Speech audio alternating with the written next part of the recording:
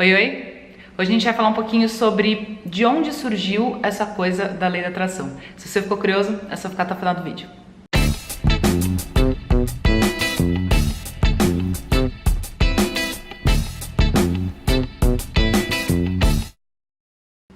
Bom, então no vídeo anterior eu comecei falando um pouco sobre a lei da atração, falei sobre a minha visão, né, a forma como eu vejo assim essa questão.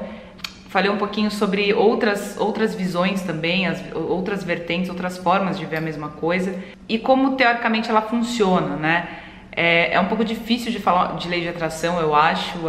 A gente ainda não domina totalmente essa arte, né? No plano mental, a gente tem muita barreira, muita crença limitante, né? Eu acho que isso dificulta muito o processo. A gente também não sabe muito bem o que funciona melhor pra gente quando a gente vai aplicar esse fundamento, né, esse segredo, entre aspas, essa chave, né, da manifestação. Então a gente tá engatinhando mesmo, assim, a gente tá aprendendo a lidar porque a gente não tem todas as informações, né?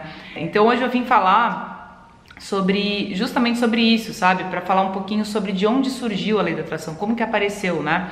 No vídeo passado eu acabei falando uma besteira, eu falei que a Rhonda Byrne teria inventado esse termo lei da atração, mas na verdade esse termo é mais antigo, muito mais antigo. Ela só trouxe de volta esse mesmo termo que não era conhecido por nós, assim, ou pela maioria das pessoas, né? Então o termo lei da atração, ele já vem mais ou menos, eu acho que começou a surgir ali no movimento do novo pensamento, né? Eu vou começar a contar um pouquinho da história do que seria a lei da atração, assim, mais ou menos por cima, ela bem resumida, sem muitos detalhes, mas só para vocês saberem de onde vem a coisa, né? Então, tudo parte do hermetismo, né? Tudo parte de Hermes Trismegisto. Um dia eu vou fazer um vídeo sobre ele, sobre os ensinamentos, sobre os princípios, um pouquinho sobre a história, para vocês entenderem de onde vêm as bases de conhecimento da filosofia, a origem mesmo, né? Principalmente dessa questão do misticismo, do ocultismo, até das próprias religiões, né? O hermetismo foi o berço do conhecimento, foi de onde os gregos beberam, né? Da água. Tem também os hindus, os chineses, teve muita influência do hermetismo no mundo inteiro, né? Segundo a lenda e segundo os mitos, segundo o que a gente tem de história, teoricamente o Hermes Trismegisto, que significa 3 vezes grandes, era o mensageiro de Deus, né? Que era conhecido como Tote no Egito, e teoricamente ele vem da civilização Atlante, né? Então ele veio trazer esse conhecimento, veio trazer os princípios da sabedoria divina para os homens. E aí as únicas pessoas que tinham acesso a esse tipo de conhecimento eram os sacerdotes, eram os iniciados, né?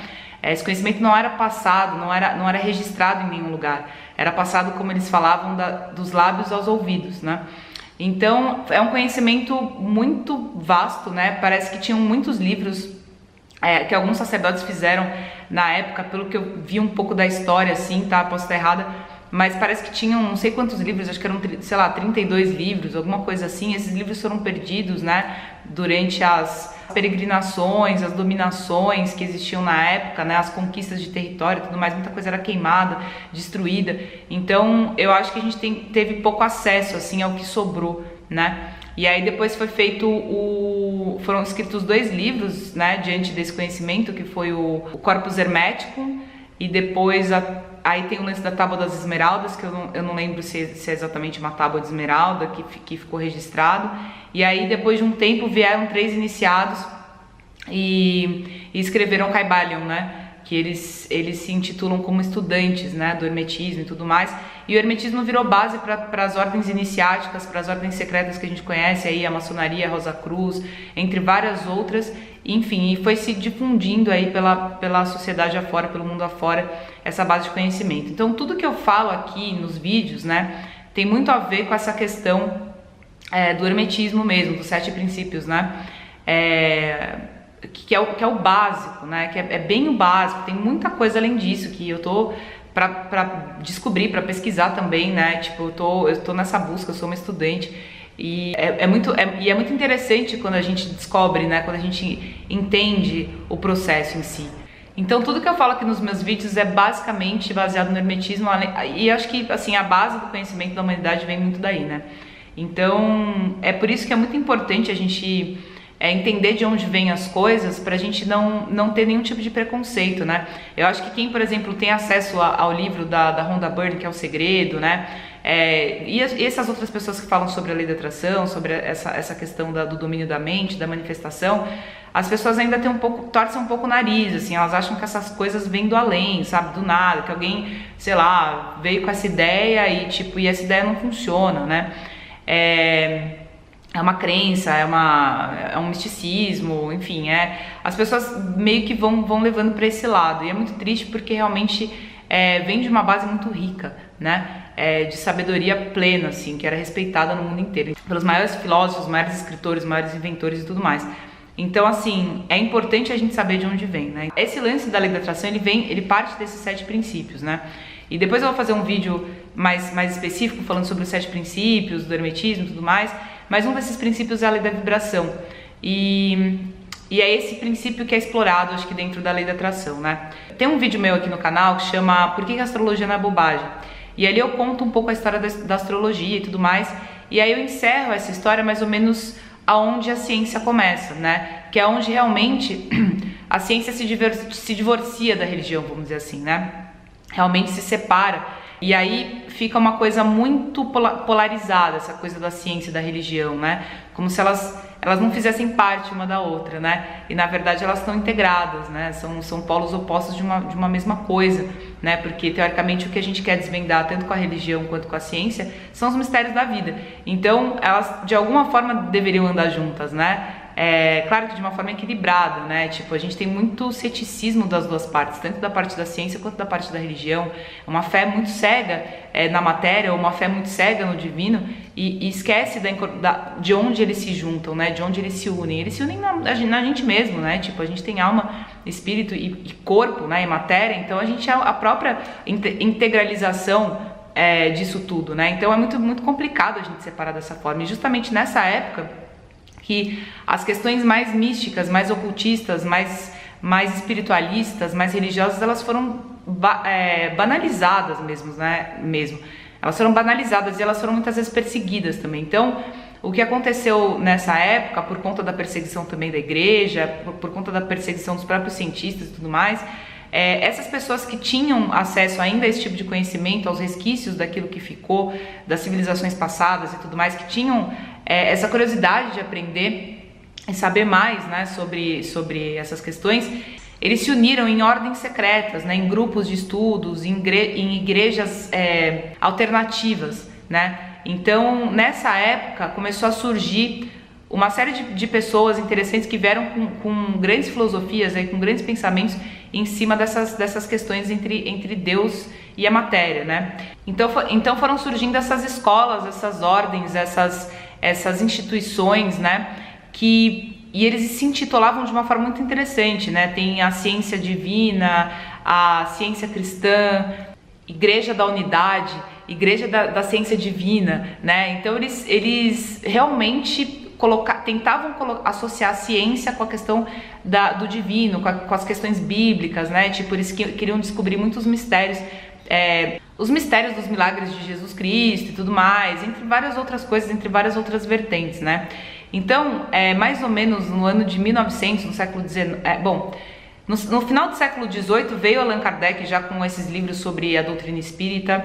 A gente teve a Helena Blavatsky também, que formou a Sociedade Teosófica, né, onde ela colocava todas as vertentes possíveis para tentar entender os mistérios do universo. Então ela considerava aí desde os Vedas, da Bíblia, das questões judaico-cristã e árabes, sobre o misticismo, a cabala, o ocultismo, a mitologia, a maçonaria. Ela considerava todas as vertentes para tentar integralizar isso de alguma forma que fizesse sentido, né? Era uma espécie de ciência mesmo, uma espécie de pesquisa, de observação para tentar entender realmente os mistérios das coisas, sem se prender ao pragmatismo, sem se prender ao dogmatismo, ao ceticismo, à fé cega, nem de um lado nem de outro, nem pela ciência nem pela religião, né? A Blavatsky, ela foi realmente um marco, né? Um divisor de águas nessa época, por conta dessa abertura, e mais ou menos no século XIX começou a surgir essa questão, essa linha, essa corrente do novo pensamento, né, que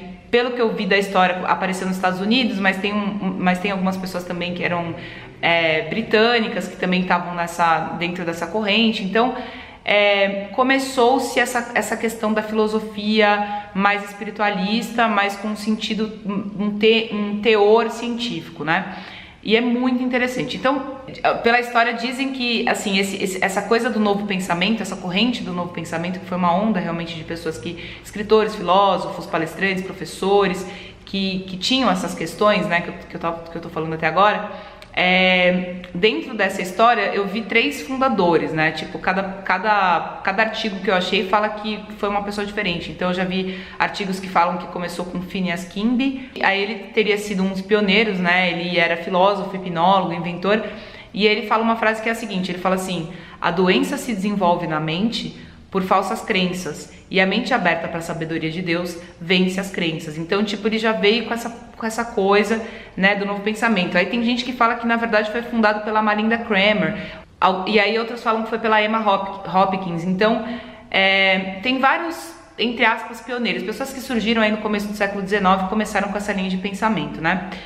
E aí foi surgindo em cima disso algumas dessas instituições, entidades como eu estava falando, a Igreja da Unidade, a Igreja da Ciência Divina, né, onde o próprio Joseph Murphy, que é bem conhecido também pelo livro O Poder do Subconsciente, ele foi um dos ministros, entre aspas, de uma dessas unidades, uma dessas igrejas, né. A Emma Hopkins, por exemplo, ela é considerada a professora das professoras, né, ela era uma grande líder nesse sentido, né? Tipo, ela começou dentro da igreja cristã, que depois seguiu para uma outra vertente, e aí quando ela foi curada, né, ela estava numa das reuniões lá na Casa das Mulheres, porque elas eram todas feministas também nessa época, a maioria delas, e elas faziam algumas reuniões entre elas, e aí numa dessas reuniões ela foi curada de uma enfermidade. E aí ela queria saber mais sobre esse processo, né, sobre esse processo da cura através da mente, e aí ela acabou se aprofundando e foi se desvirtuando um pouco da igreja cristã, né, porque ela realmente tomou uma outra vertente, e ela criou a própria vertente dela, a própria escola, a própria instituição, né, os próprios caminhos, enfim. E aí essas pessoas que eu tô falando são mais pro final do século XVIII. Lá pelo século XIX, em 1902 a 1903 mais ou menos, surgiu o James Allen, que também era escritor. Ele foi um dos primeiros a escrever livro de autoajuda, e aí ele escreveu um livro que se chama Você é o Resultado do que Você Pensa, né? Ele foi um dos primeiros a começar esse tipo de abordagem, né? Depois, mais ou menos em 1906, a gente tem o William Atkinson, que também era escritor, advogado, se não me engano, e aí ele começou a usar o termo tipo semelhante se atrai, né? Claro que eu não vou dizer aqui que ele inventou esse termo, porque provavelmente ele bebeu de outras fontes, né, para escrever o que ele escrevia, mas ele foi um dos primeiros a usar esse tipo de termo, né? Porque nessa época que ele começou a escrever, ele foi muito influenciado também pelos pensamentos hindus, né, indianos. Então ele mesmo, ele escrevia textos com pseudônimos, tipo outros nomes, assim, com nomes hindus, como se ele fosse um mestre hindu falando, né? Para despistar alguma coisa, talvez alguma perseguição, alguma coisa do gênero, mas ele escreveu muitos textos com vários pseudônimos, e dentre esses pseudônimos ele tinha alguns que eram hindus, né, que é muito interessante, assim, como se ele fosse um mestre indiano mesmo. E aí nessa época também vem surgindo Jung, né, vem surgindo Freud, essas pessoas que vieram filosofando aí essa questão da psique, essa questão da religião, essa questão da ciência, né, tipo, o Jung mesmo era um cara que não suportava essa ideia da ciência ser separada da religião, porque a matéria não tem a totalidade da coisa, né, e a religião também não, então assim, tinha que haver uma forma de integralizar a coisa, né? O Jung era um grande questionador nesse sentido. O Freud, ele era mais categórico, né? Ele tentava trabalhar muito pela linha da ciência, assim. E o Jung tinha essa abertura, né, para essa coisa mais espiritualista, essa coisa do transcendente, essa coisa da metafísica, né? Então, essa época foi um movimento muito grande em relação a essas paradas, essas questões. Depois veio o Wallace Wattles, em 1910, que escreveu A Ciência de Ficar Rico, que foi um best-seller, né? Até hoje é muito, muito vendido esse livro. Depois vieram outros escritores famosos, aí mais ou menos em 1926, surgiu o Ernest Holmes com A Ciência da Mente. Depois, em 1928, veio o Napoleão Hill com As Leis do Sucesso. e Pense em Riqueza, que é um livro que eu já li também, até antes do Segredo, é um livro bem interessante. Depois vem Joseph Murphy aí, vem Neville Goddard, mais ou menos na época entre 1940 e 60, aí vem esses outros escritores trazendo esses grandes livros, essas grandes obras, né, falando sobre a filosofia da mente mesmo, a ciência da mente. Depois, nessa época, né, tipo, também surgiu a física quântica, acho que a física quântica veio em 1925, alguma coisa assim. Que veio junto também, então veio para abrir ainda mais essa questão da filosofia sobre a consciência. Então a matéria se comporta de acordo com a expectativa do observador, então para lá, vamos rever todas as coisas. Então é isso, assim, eu acho que eu consegui falar um pouquinho da história. Eu não quero que esse vídeo fique muito longo, não quero que fique um vídeo chato, mas é uma parada que... eu acho que é muito interessante a gente saber de onde vem, sabe? Antes de falar que é besteira, antes de falar que não funciona, antes de falar que, sabe, que é bobagem, porque não é, né? Vem de um berço muito rico realmente de sabedoria da antiguidade, que foi sendo disseminada aí por entre os povos, por entre os anos. Muita coisa foi perdida. A gente tem lapsos, né? A gente tem pedaços aí dessa sabedoria, e a gente está tentando unificar, a gente está tentando juntar tudo isso para fazer sentido, né? Para que a gente realmente comece a desvendar de fato os mistérios e saiba viver melhor, eu acho, talvez, sabe? Porque a mente é tudo, né? Pelo princípio dentre os 7 princípios do hermetismo, o primeiro dos princípios é de que tudo é mental, de que o universo é mental e que tudo acontece teoricamente na mente de Deus, sabe? Tipo, a gente é como se fosse um holograma, é como se a gente fosse um sonho, um pensamento divino, né? E nada acontece fora do todo, tudo acontece dentro dessa grande mente. E se a gente possui mente, então a gente precisa de alguma forma entender como é que ela funciona, porque se a matéria acontece e é a partir da mente, então pera lá, vamos ver como é que isso funciona. E isso é uma coisa que a ciência está começando a caminhar um pouquinho mais do lado, né? Ela está começando a se abrir um pouquinho para essa questão, porque ela sabe que a consciência é uma questão importante a ser considerada.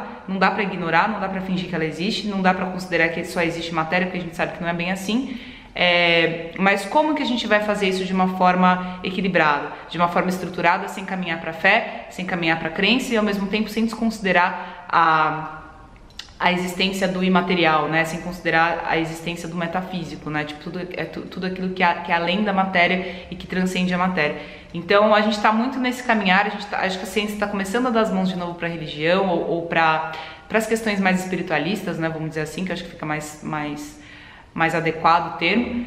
E isso é muito bom, eu acho que todo mundo ganha com isso. Acho que a gente tem que cada vez mais acabar com os paradigmas, né? Parar de ter esses obstáculos, né, diante do conhecimento. Eu acho que a gente tem que estar aberto para tudo, desde que faça sentido, desde que tenha uma lógica, desde que, enfim, esteja mais próximo da realidade em si, independente de quão louca ela seja, de quão maluca ela seja, do quão ilógica ela seja, né, que eu acho que é mais importante observar também, né. A gente vê aí que o Einstein pirou quando, enfim, ficou sabendo do salto quântico, assim. A física quântica foi uma coisa que deu realmente um nó na cabeça dele, né, do tipo, mano, tem que fazer sentido de alguma forma. Então o Einstein foi um cara que surtou um pouco com essa história, né, quando surgiu a física quântica, o salto quântico principalmente, e aí ele viu que a relatividade meio que caiu por terra dentro do campo quântico, né. Então é muito doido, assim, tipo, as coisas de repente estarem tão certinhas naquela época, né, tão bem estruturadas, tipo, a matéria é a única coisa que existe, então vamos estudar a matéria, e aí descobre-se as leis e tudo mais, e aí de repente vê que o negócio não é bem assim, né, tipo, no mundo atômico o bagulho é completamente diferente. Então é isso, né, tipo, pera lá, vamos com calma no dogmatismo, vamos com calma na fé cega, independente do lado, se pela ciência ou pela religião, né? Vamos andar de forma equilibrada, vamos considerar todas as coisas e vamos ver qual é que é. Eu acho que o ponto, é esse o lance. Então é isso, esse vídeo foi mais pra trazer essa questão, pra vocês saberem de onde vem, pra vocês verem que não é bobagem, que a gente tá sim engatinhando, tentando entender como funciona a parada, como funciona o processo, mas sabendo dos princípios fica um pouco mais fácil de entender um pouco melhor a vida, o processo do universo. e como que a gente pode de alguma forma trabalhar em equilíbrio, em harmonia com isso, né, com a nossa vida, pra gente parar de cair nas nossas próprias armadilhas mentais, né, sair dessas doenças, sair dessas neuroses, desses distúrbios mentais de uma forma geral, justamente pela falta de conhecimento. Acho que quanto mais conhecimento a gente tem, mais longe a gente tá disso. Eu realmente acredito nisso, tá? Você pode ter gente aí que vai achar que eu tô falando besteira, mas eu realmente acredito nisso. Acho que quanto mais a gente sabe, quanto mais a gente se conhece, mais a gente tá longe das doenças, né? Quanto mais a gente sabe lidar com as nossas emoções, mais a gente tá em equilíbrio. Então é isso, tem muita coisa pra gente conversar, tem muita coisa pra gente falar. Eu nem sei direito como é que eu vou estruturar todas essas coisas, mas eu quero muito dividir meu conhecimento, o conhecimento que eu tenho adquirido por todo esse tempo, por todos esses anos com vocês, né? Eu sempre falo isso nos meus vídeos. E é isso, vamos descobrindo, vamos desvendando tudo junto e filosofando e abrindo para novas ideias. Não tô falando nenhuma verdade absoluta aqui, nunca falo. A não ser as coisas dos princípios herméticos, que eu acho que são leis, né? São verdades, assim, eu realmente acho bem válido, são coisas que eu realmente considero, mas é isso. Então o resto é tudo filosofia van, né? Tipo, tem uma das partes dos princípios que falam que toda verdade é uma meia-verdade, né? Que a verdade absoluta, teoricamente, ela não existe, porque também existe a relatividade, ou seja, a verdade relativa, né? Então é isso, é muita filosofia, é muita doideira, mas é muito interessante, né? Eu não sei, eu piro nessas coisas, não sei vocês. E é isso, espero que vocês tenham gostado do vídeo. Nos próximos vídeos a gente vai discorrendo um pouco melhor. Eu queria deixar uma dica. Eu tava falando aqui sobre o Joseph Murphy, tava falando sobre esses escritores mais contemporâneos, falando sobre a lei da atração, sobre a ciência da mente. Tem um canal aqui no YouTube do Thiago Borges, onde ele aborda muitos vídeos do Bob Proctor, que é uma das grandes estrelas do filme O Segredo, né? E ele dubla os vídeos do Bob Proctor, porque um dos problemas que a gente tem é que a maioria desses vídeos sobre esses assuntos estão em inglês ou estão com legendas em inglês, né? Então muita gente que não domina a língua acaba não tendo acesso a esse tipo de conhecimento justamente porque não tem na língua portuguesa. Então o Thiago Borges está fazendo um trabalho realmente incrível de dublar esses vídeos, até para quem tem mais dificuldade de acompanhar vídeo legendado e tudo mais. Ele está fazendo um trabalho incrível, ele está dublando os vídeos do Bob Proctor, e o Bob Proctor tem muito a ensinar nessa questão da lei da atração, principalmente para as questões financeiras, para quem está buscando prosperidade e tudo mais. É um canal bastante interessante, só procurar aí no YouTube, Thiago Borges, dublagem de Bob Proctor dublado, procurar alguma coisa assim nesse sentido, vocês vão achar o canal dele, vão lá, se inscrevam, acompanhem, é muito interessante, vale a pena, tá bom? Então é isso, não esquece de escrever aqui embaixo o que você achou nos comentários. Deixa seu like se você gostou do vídeo, compartilha com quem você acha que é interessante compartilhar, no WhatsApp, enfim, do jeito que você quiser, né? Tipo, passa pra frente esse tipo de conhecimento, esse tipo de vídeo, e até pra ajudar o canal a crescer também e tudo mais. E se inscreva no canal, deixa seu like, e é isso aí, faça tudo isso, um beijo grande e até mais. Tchau!